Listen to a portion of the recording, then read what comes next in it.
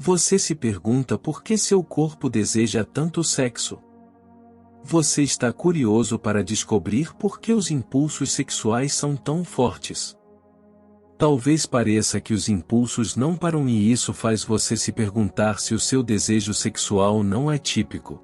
Esses impulsos que alimentam tais questões e curiosidades não são nada estranhos ou incomuns. Na verdade, isso mostra que você é uma pessoa normal e um ser humano saudável, capaz de procriar para gerar gerações que servirão a Deus.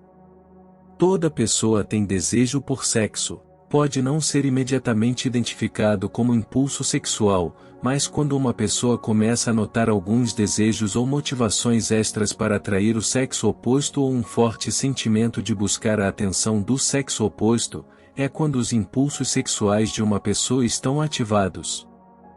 A única categoria de pessoas que não podem sentir-se desta forma são aquelas que são demasiado jovens ou demasiado velhas e aquelas que são impotentes, inférteis ou aquelas que sofrem de uma condição de saúde mental, física ou psicológica que impede a expressão de características ou tendências sexuais. Agora, espero que você perceba que é normal sentir esses impulsos. Você é apenas um ser humano normal que tem sentimentos naturais em virtude daquilo que Deus criou. Sexo pode ser um assunto estranho e interessante, à medida que a maturidade de uma pessoa aumenta, torna-se um aspecto da vida que não pode ser facilmente deixado de lado ou ignorado. O sexo está em toda parte. Uma senhora grávida andando pela rua. Um marido e sua esposa comprando roupas de bebê. Mesmo, você é resultado de sexo e impulsos sexuais. Os impulsos sexuais e o sexo são a arte e a ciência de como os seres humanos continuam a existir no mundo. Você sabe o que nos tornaremos se os impulsos e tendências sexuais de todas as pessoas na Terra forem desligados por algum motivo?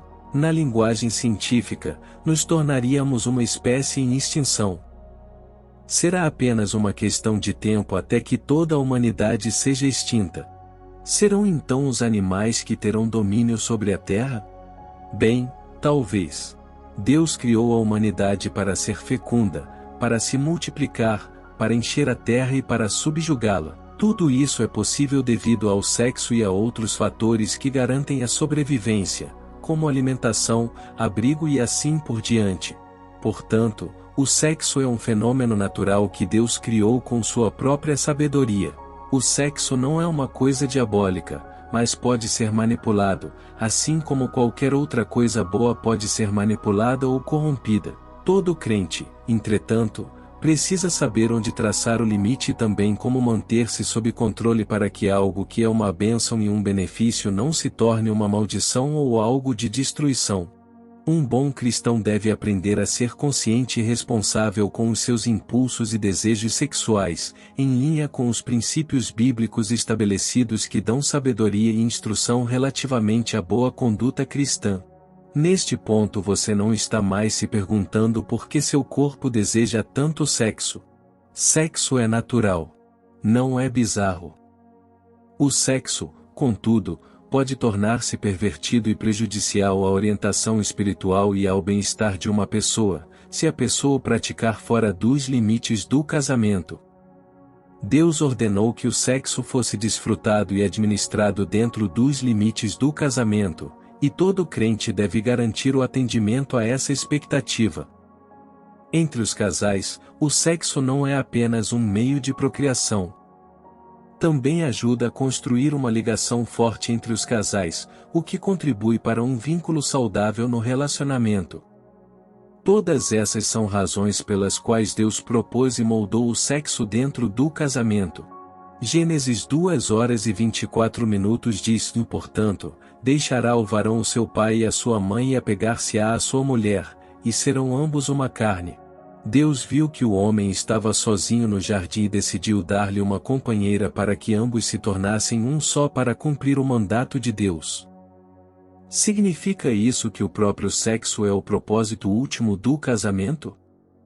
Na verdade, o sexo desempenha uma função importante no casamento, mas não é o principal incentivo ou objetivo.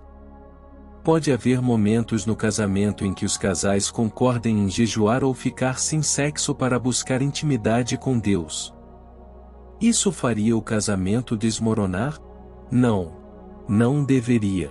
Tomemos, por exemplo, um homem casado que procura ter intimidade com a sua esposa e a esposa, por alguma razão compreensível, não consente com o sexo naquele momento.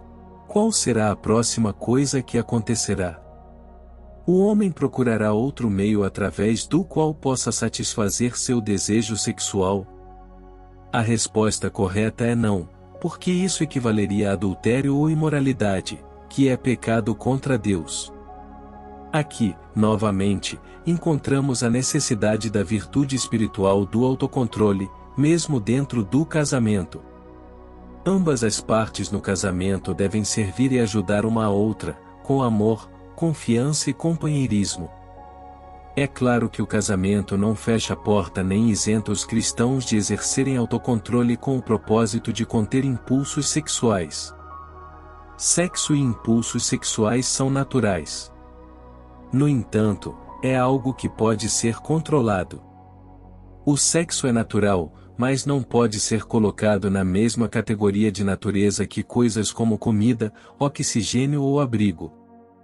O sexo não é algo que deva ser satisfeito ou tratado como uma questão de vida ou morte, pois o autocontrole pode ser aplicado com o propósito de manter-se santo no serviço razoável a Deus. Romanos 12h01 diz: Rogo-vos, pois, irmãos, pela compaixão de Deus, que apresenteis os vossos corpos em sacrifício vivo, santo e agradável a Deus, que é o vosso culto racional. Um ser humano não pode sobreviver ficando sem comida ou água por longos períodos de tempo, mas não é um fato que ficar sem sexo levará à morte. Portanto, mesmo que haja impulsos sexuais, um crente solteiro deve manter a castidade, como fazer o oposto equivalerá à imoralidade sexual. Todo crente, tanto solteiro quanto casado, deve aprender a controlar seus corpos, porque está de acordo com a vontade de Deus que seu povo se mantenha santo e santificado.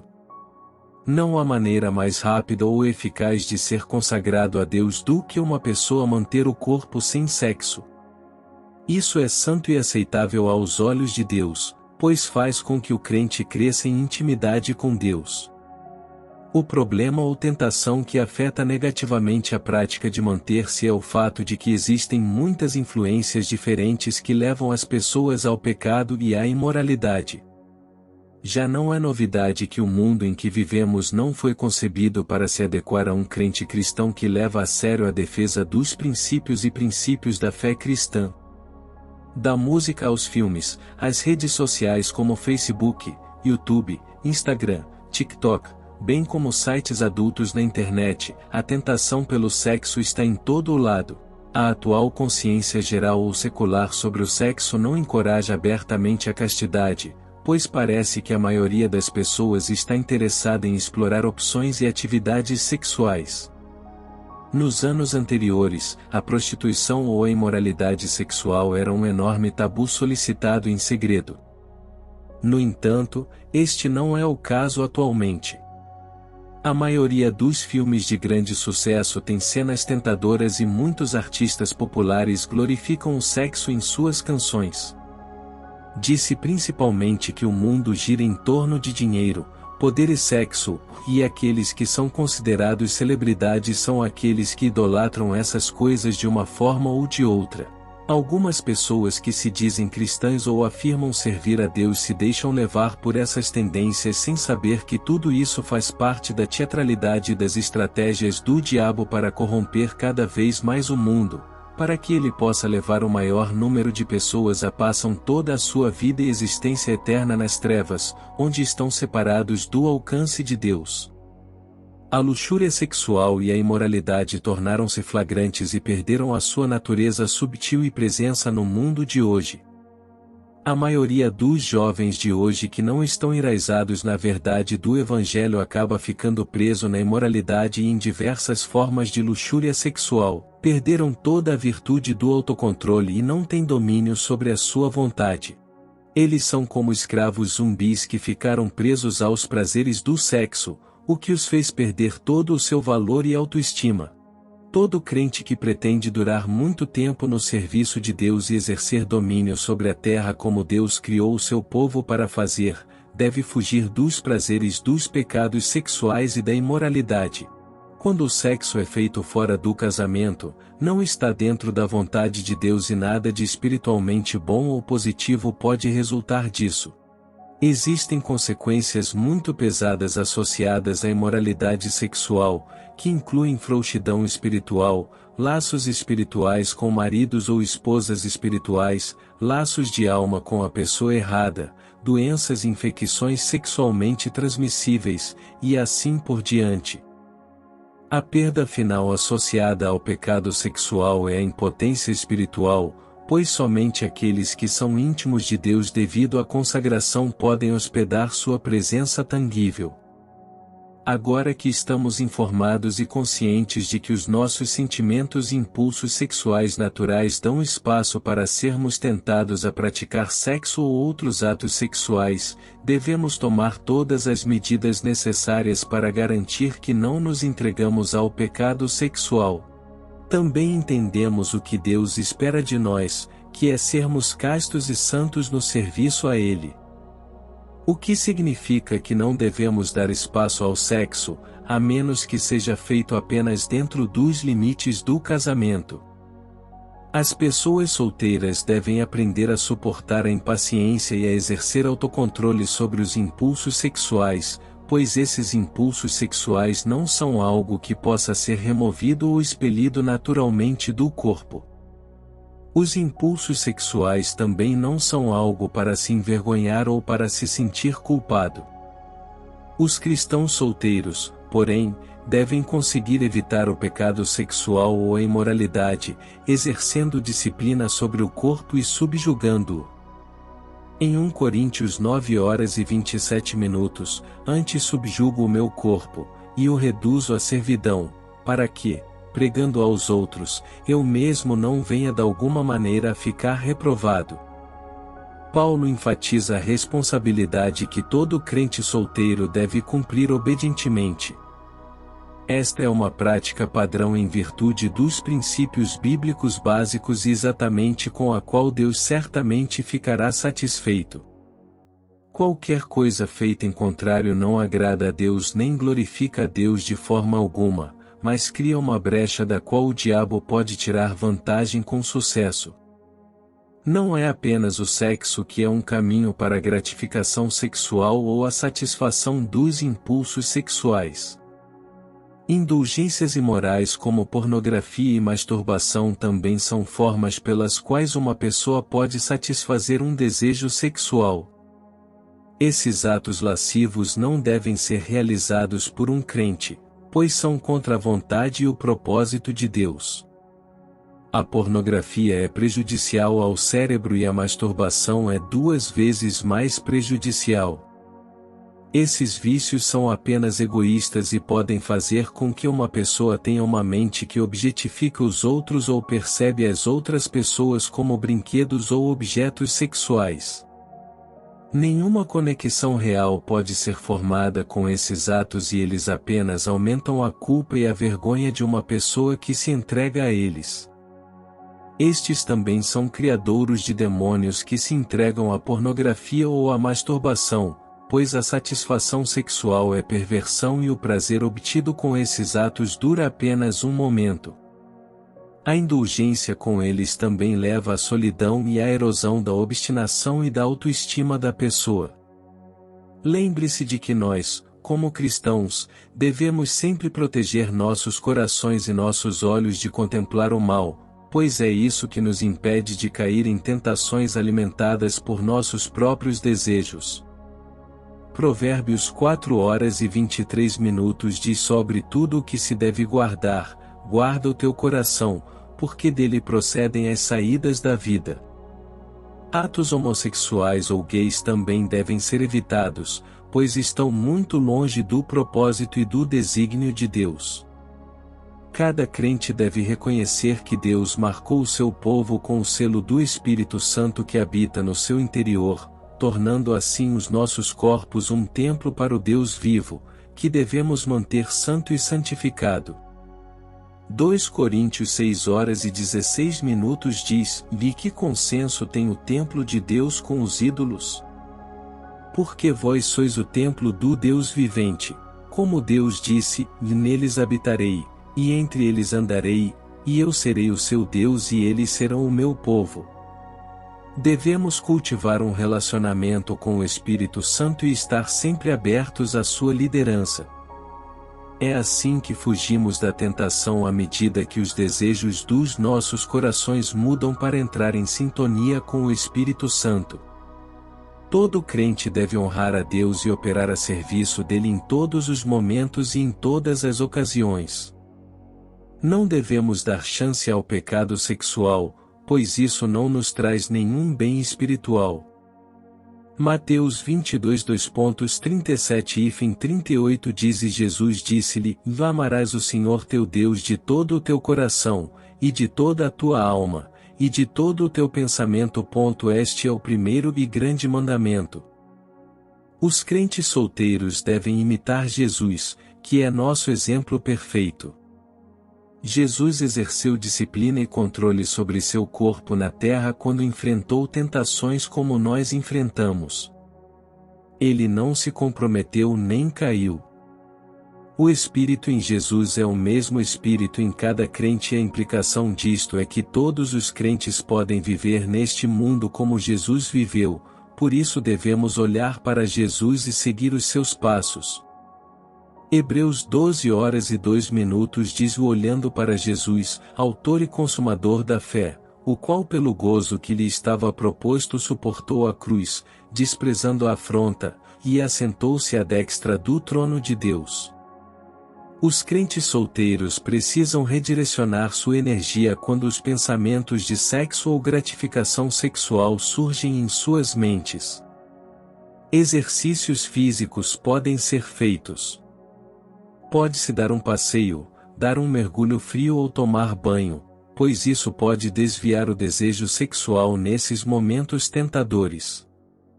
Livrar a mente do conteúdo erótico também ajuda a manter o desejo sob controle. Os crentes têm que assumir a responsabilidade e não se entregar a conteúdos físicos ou online que possam incitar uma pessoa ao pecado sexual. Rezemos. Pai Celestial, agradecemos Sua palavra. Hoje somos gratos pela forma como você é intencional com nosso bem-estar natural, físico e espiritual. Sabemos que você zela constantemente por nós para evitar que caiamos em tentações, e confiamos para sempre que encontraremos favor aos seus olhos, desde que guardemos seus preceitos e andemos em sua luz.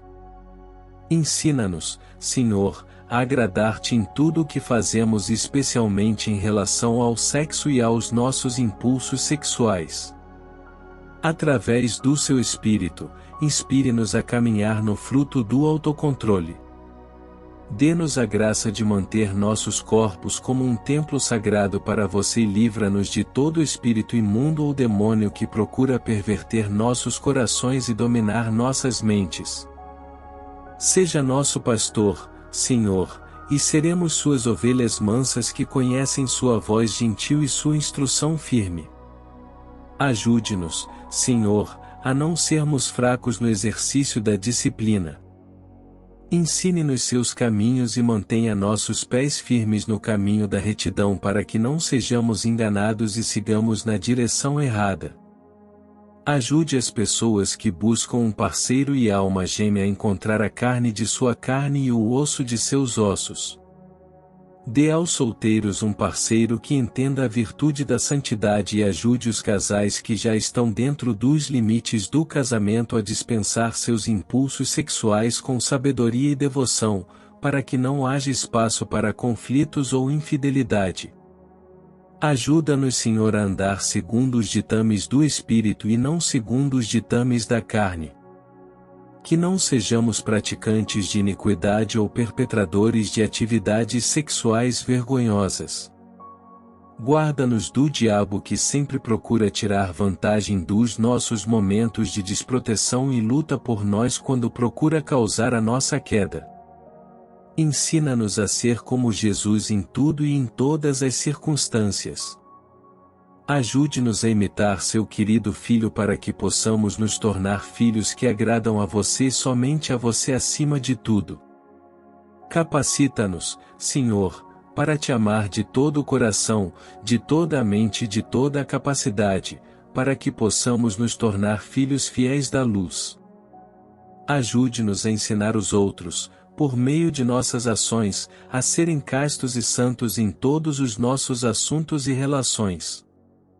Ajude-nos a estar espiritualmente despertos, alertas e entusiasmados com o nosso serviço a você e mantenha-nos ardendo com o fogo do Espírito Santo. Ajude-nos a não pecar e ajude-nos a não fazer com que outros pequem. Faze-nos catalisadores da tua santidade e instrumentos de intimidade e adoração. Dê-nos a graça de habitar em você de maneira honesta e sincera. Ajuda-nos, Senhor, a não hesitar em hastear a bandeira da fé. Ensina-nos a defender a tua palavra e a mantê-la com toda a seriedade e vigor. Ajude-nos a não considerar a sua palavra garantida. Dê-nos amigos piedosos que não nos envergonhem por manter a fé em Cristo. Dê-nos amigos que sejam colaboradores que entendam as virtudes do Espírito e estejam prontos para expressar os valores do Reino. Dê-nos o poder de servi-lo e deixá-lo orgulhoso em nome de Jesus. Amém.